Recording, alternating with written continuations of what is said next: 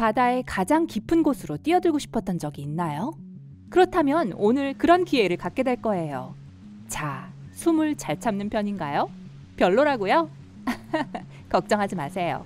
제 잠수함에 올라타서 깊은 바닷속으로 떠나는 여행을 저와 함께 하세요. 준비됐나요? 잠수합시다. 지금 해수면 바로 아래에서 생명이 번창하고 있는 게 보입니다.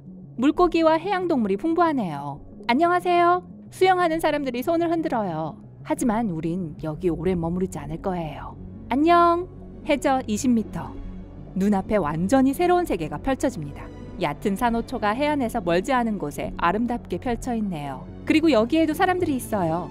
이번엔 스쿠버 다이버들이에요. 다이버들은 수압 때문에 특별한 장비가 없으면 잠수할 수 없어요. 해저 40m에선 레크리에이션 스쿠버 다이버들과도 작별해야 해요. 스쿠버 다이버들에게 허용된 최대 깊이죠. 나중에 봐요. 해저 60m. 첫 범고래가 보입니다. 이 고래들은 전 세계 거의 모든 해양과 바다에 상대적으로 얕은 물에 서식합니다. 그런데 범고래가 최상위 포식자라는 걸 알고 있었나요? 천적이 없고 아무도 범고래를 무찌를 수 없다는 뜻이죠. 70m 깊이에서 고래상어를 만납니다. 알려진 가장 큰 어종이고 무게가 60톤에 이릅니다. 그리고 꽤 오래 사는 것으로 알려져 있어요. 그 비결이 뭔지 모르지만 기대 수명이 아주 긴 동물이에요. 약 130년 정도 살 수 있어요. 자, 밖을 보세요. 스쿠버 다이버가 보인다면 진정한 프로일 거예요. 왜냐하면 100m 해저에서는 감압증에 걸리지 않도록 매우 조심해야 하기 때문입니다. 수면 위로 너무 빨리 올라가면 이런 현상이 발생해요. 운이 좋다면 거대 태평양 문어를 볼 수 있을 거예요. 이 깊이에서 시작해서 해저 2000m에 이르는 찬물에 삽니다. 이제 우리는 바다의 어두운 부분으로 들어가고 있어요. 150m의 해저에는 표면 빛의 1%만이 도달합니다. 나머지는 모두 물에 흡수되죠. 더 깊이 내려갈수록 모든 것이 점점 더 어두워질 거예요. 오, 보세요. 200m 해저에서 거대 상갈치가 우리 잠수정을 맴돌고 있어요. 이 생명체는 온갖 괴물 바다뱀 목격담의 근원으로 여겨지고 있습니다. 때때로 수면 위로 헤엄쳐 올라가서 선원들과 수영하는 사람들을 놀라게 하죠. 당연해요. 이 물고기는 길이가 최대 11m에 달할 수 있어요. 저라면 기절초풍할 거예요. 자, 이제 수심 300m 깊이에 다다랐는데 잠깐만요. 저 밖에 있는 크고 기다란 건 뭐죠? 아, 알겠어요. 일본 거미개예요. 왜 거미냐고요? 저 다리를 보세요. 그러면 왜 그런 이름이 붙었는지 설명이 필요 없을 거예요. 그나저나 다리 빼고는 몸통이랄 게 거의 없죠. 개의 몸은 보통 너비가 0.5m밖에 되지 않습니다. 이제 더 깊이 들어가 보면 500m 해저에서 마지막으로 대왕고래를 보게 될 거예요. 아니요, 마지막으로 남은 대왕고래라는 뜻이 아니라 대왕고래가 헤엄칠 수 있는 가장 깊은 곳이란 말이에요. 대왕고래는 얕은 물에 먹이가 충분하기 때문에 그렇게 깊이 잠수할 필요는 없지만 할 수는 있어요. 자신들의 멋진 모습을 뽐내려는 것 같아요. 대왕고래는 바다와 육지 모두에서 역대 가장 큰 생명체입니다. 쉬, 들려요? 이건 참고래들이 수킬로미터 떨어져 있는 친구들과 이야기를 하기 위해 내는 소리입니다. 소파 채널, 일명 심해 음파 통로 덕분에 이것이 가능한데 이 층은 일반적으로 해저 600m에서 시작되지만 깊이는 다를 수 있습니다. 이곳은 소리의 속도가 최소인 층으로 음파는 사라지기 전까지 수천 킬로미터를 이동할 수 있습니다. 830m, 세계에서 가장 높은 빌딩인 부르즈 할리파가 물속에 가라앉아 있다고 해도 건물 꼭대기가 표면에 드러나지 않을 만큼의 깊이에 이르렀습니다. 한번 해보죠. 이제 우리는 정말 흥미로운 한 지점에 진입하고 있어요. 태양빛이 닿지 않고 이상한 생명체들이 살고 있는 바다죠. 그중 하나는 대왕 오징어입니다. 네, 그 전설의 오징어요. 900m의 깊이에 삽니다. 프리스비 크기의 눈을 가진 생물을 상상해보세요. 향유고래는 이 오징어를 사냥하지만 오징어는 확실히 고래와 맞서 싸울 수 있습니다.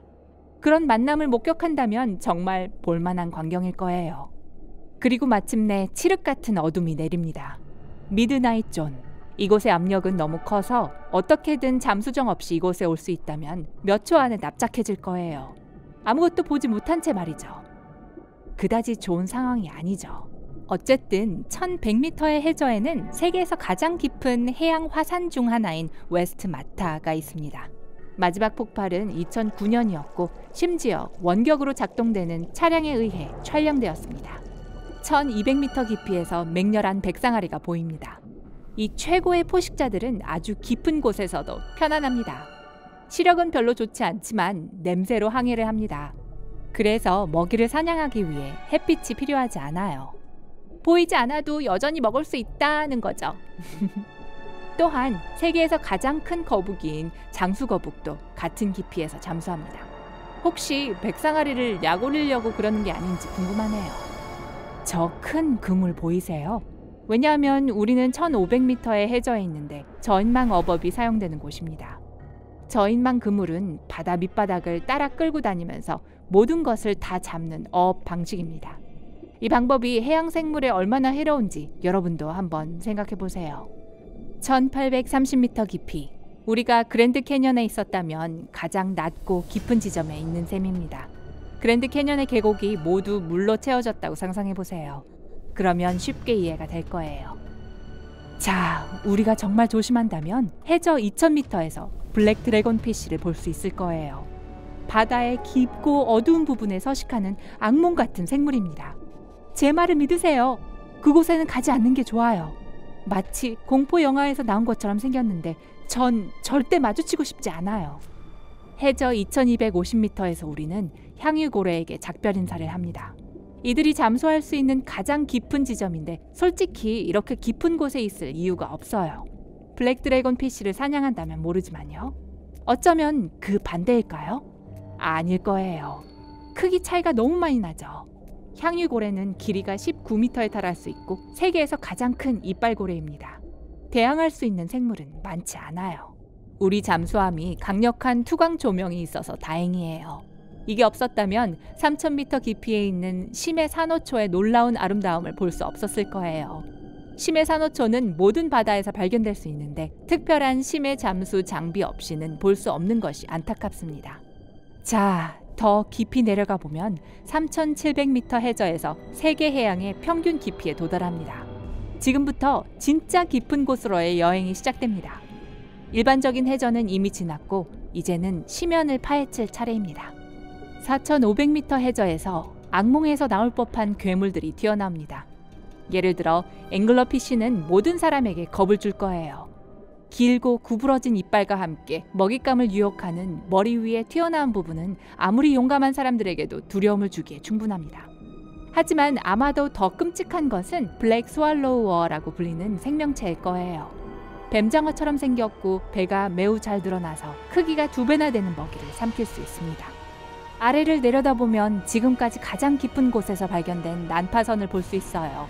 SS 리오 그란데는 1941년에 남대서양에서 침몰하여 5760m까지 가라앉았습니다.